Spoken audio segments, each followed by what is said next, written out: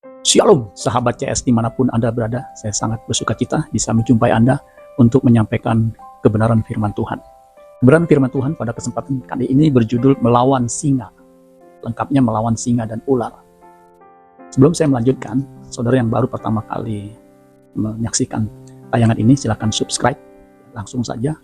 Dan jangan lupa tekan lonceng notifikasinya supaya setiap kali saya membuat video firman Tuhan, saudara yang pertama kali menyaksikannya, saya pastikan pasti diberkati. Karena firman Allah yang keluar dari mulut Allah tidak akan kembali dengan sia-sia. Melawan singa. Mazmur 91 ayat 13 dan 14. Saya akan bacakan buat kita semua. Dikatakan begini, singa dan ular tedung akan kau langkahi. Engkau akan menginjak anak singa dan ular naga. Ayat 14, sungguh hatinya melekat kepadaku, maka aku akan meluputkannya. Aku akan membentenginya sebab ia mengenal namaku. Singa, kita tahu, ya, binatang yang kuat, ya, binatang yang buas, kukunya tajam besar dan juga punya taring yang kuat, ya. Mangsanya kalau digigit itu sampai tulang-tulangnya bisa remuk, saudara. Sedangkan ular tedung ini ular yang berbisa, yang gesit, ya, yang sulit, sangat lihai untuk menghindar, mematikan, karena bisanya ini bisa mematikan orang. Siapakah singa dan ular yang dimaksud? Ya. Saya percaya yang dimaksud singa dan ular ini bukan hanya singa secara fisik.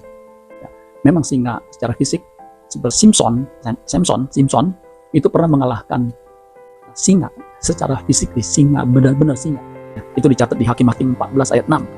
Pada waktu itu berkuasalah roh Tuhan atas dia, atas Simpson, sehingga singa itu dicabiknya seperti orang mencabik anak kambing tanpa apa-apa di tangannya, tanpa apa-apa, nggak ada alat, saudara. Tetapi tidak diceritakannya kepada ayahnya atau ibunya apa yang dilakukannya itu. Jadi Simpson bisa mengalahkan singa itu dengan tangan kosong, tanpa alat apapun. Alkitab mencatat yang membuat Simpson bisa mengalahkan singa karena kuasa roh Tuhan, roh Allah. Ya. Pada umumnya manusia kalah dengan singa, saudara. Ya, tidak mungkin bisa menang karena singa tadi fisiknya besar, kuat, ya, gesit, dan juga mematikan. Nah, siapakah singa yang dimaksud? Ya, siapakah ular yang dimaksud? Kalau ular jelas, Kejadian 3 ayat 1 itu metafora secara figuratif melambangkan iblis. Ya, dicatat dikatakan begini di Kejadian 3 ayat 1, adapun ular ialah yang paling cerdik dari segala binatang di darat yang dijadikan Tuhan Allah. Ular itu berkata kepada perempuan itu, kepada Hawa. Nah, ini menunjukkan bahwa ular yang dimaksud secara metafora figuratif menggambarkan setan. Tentulah Allah berfirman, semua pohon dalam taman ini jangan kau makan buahnya. Bukan. Hawa jatuh dalam dosa karena bujukan atau karena tipu muslihat dari iblis ini. Ya. Di kitab Wahyu pasal 12 ayat 9 itu dengan jelas. Yang dimaksud dengan naga atau ular itu adalah iblis. Dan naga besar itu si ular tua yang disebut iblis. Ya. Rasul Yohanes mengatakan naga ular tua itu disebut iblis. Bahasa Yunaninya diabolos atau satan. Ya, Satan itu artinya yang melawan, artinya yang menuduh, ya, Satan, ya, yang menyesatkan seluruh dunia. Jelas, iblis atau Satan itu menyesatkan seluruh dunia, dilemparkan ke bawah, ia dilemparkan ke bumi bersama-sama dengan malaikat-malaikatnya. Ya, malaikat-malaikatnya maksudnya pengikutnya, saudara. Wahyu 20 ayat 2. Ia maksudnya seorang malaikat menangkap naga, si ular tua itu, yaitu iblis dan Satan, dan ia mengikatnya 1000 tahun lamanya. Nah, jelas, saudara sekalian. Ya, yang dimaksud dengan Satan itu, yang dimaksud dengan ular itu adalah iblis, setan. Dan ular itu atau setan itu, iblis itu, Yesus sudah katakan, ya, di Yohanes pasal 8 ayat 44, iblislah yang menjadi bapakmu dan kamu ingin melakukan keinginan-keinginan bapakmu. Iya, iblis itu adalah pembunuh manusia sejak semula dan tidak hidup dalam kebenaran. Sebab di dalam dia tidak ada kebenaran. Apabila ia berkata dusta, ia berkata atas kehendaknya sendiri, sebab ia adalah pendusta dan bapa segala dusta. Itu iblis, saudara. Ya, Yesus sudah mengingatkan, dia bapa dari segala pendusta, bapa segala dusta, saudara. Dan yang paling berbahaya dari iblis itu adalah tipu muslihatnya. Paulus mengatakan di dalam 2 Korintus 11 ayat 3 itu dijelaskan betapa bahayanya iblis. Tetapi aku takut kalau pikiran kamu disesatkan dari kesetiaan kamu yang sejati kepada Kristus, sama seperti Hawa diperdaya oleh ular iblis itu, ya, dengan kelicikannya. Jadi yang berbahaya adalah tipu muslihatnya dari iblis itu, saudara, yang bisa menyesatkan. Tadi jelas menyesatkan seluruh dunia. Ya. Efesus 6 ayat 11 dikatakan begini. Ini juga Paulus mengingatkan jemaat di Efesus. Kenakanlah seluruh perlengkapan senjata Allah. Kenapa harus seluruhnya? Karena musuh yang dihadapi itu tidak main-main. Kenakanlah seluruh perlengkapan senjata Allah supaya kamu dapat bertahan melawan tipu muslihat iblis. Tipu muslihat iblis ini yang berbahaya, saudara sekalian. Sekarang bagaimana kita mengalahkan iblis ini, saudara? Ya. Terjemahan Alkitab, terjemahan firman Allah yang hidup untuk Mazmur 91 ayat 13 dan 14. Di situ dijelaskan bagaimana kita bisa melawan singa atau ular itu, si iblis itu. Dikatakan ayat 13 Mazmur 91 terjemahan firman Allah yang hidup. Dengan iman engkau dapat menghadapi singa atau menginjak ular berbisa. Ya, bahkan meremukkan mereka di bawah kakimu. Jadi jelas dengan iman. Ayat 14, karena Tuhan berkata, ya, aku akan melepaskan dia karena ia mengasihi aku. Aku akan membuat dia besar karena ia percaya akan namaku.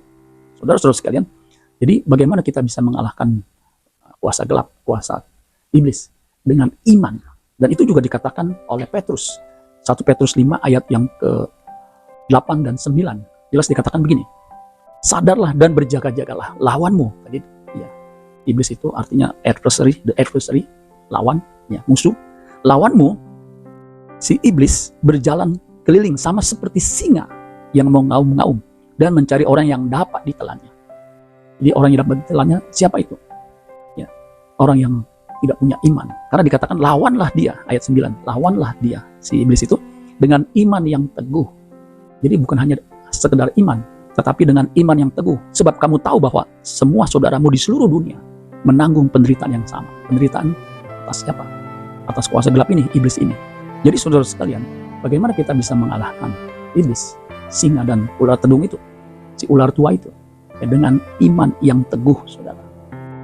Untuk bisa memiliki iman yang teguh, kita harus mengisi hidup kita, pikiran kita, jiwa kita dengan kebenaran firman Tuhan. Iman timbul dari pendengaran. Pendengaran akan firman Kristus. Roma 10 ayat 17. Jadi kalau kita mau punya iman yang teguh, kita harus mengkonsumsi firman. Kebenaran. Karena firman itu yang akan membuat kita kuat, saudara. Yesus berkata, manusia hidup bukan dari roti saja, tetapi dari setiap firman yang keluar dari mulut Allah. Makanya saudara sekalian, tiada hari tanpa firman. Kalau saudara memiliki iman yang teguh, sehingga saudara bisa bertahan menghadapi iblis. Ya. Di Yakobus 4 ayat 7-8. Karena itu tunduklah kepada Allah. Ayat 7. Dan lawanlah iblis. Jadi kita harus tunduk kepada Allah, baru bisa melawan iblis. Kalau kita pembangkang, kita tidak setia, kita tidak mungkin menang melawan iblis. Maka ia akan lari daripadamu. Jelas kita harus tunduk, taat. Itu iman, ya, kepada Allah. Ayat 8, mendekatlah kepada Allah, dan ia akan mendekat kepadamu. Akhirkanlah tanganmu, hai kamu orang-orang berdosa, dan sucikanlah hatimu, hai kamu yang mendua hati. Jadi dengan hidup dalam kekudusan, kesucian hidup, itu membuat orang percaya bisa menghadapi iblis. Daniel ketika ada di dalam kandang singa secara fisik, memang betul-betul singa. Dia bisa mengatuk mulut singa. Kenapa? Ada malaikat Tuhan yang ada di tengah-tengah Daniel. Daniel pasal 6 ayat 23 ayat terakhir. Allahku telah mengutus malaikatnya untuk mengatuk mulut singa-singa itu, sehingga mereka tidak mengapa-ngapakan aku, karena ternyata aku tidak bersalah di hadapannya, tetapi juga terhadap Tuanku, ya Raja. Aku tidak melakukan kejahatan. Jelas, Daniel hidupnya benar, hidupnya kudus, sehingga singa pun tidak bisa melawannya, bahkan dia bisa menundukkannya. Saudara-saudara sekalian, biarlah kita menjadi orang yang penuh iman, orang yang hidup dalam kekudusan, sehingga lawan kita, iblis, akan kita kalahkan. Bersama dengan Tuhan, bersama dengan Yesus, kita melakukan segala perkara yang besar. Amin buat firman Tuhan. Tuhan Yesus memberkati. Sola Gracia.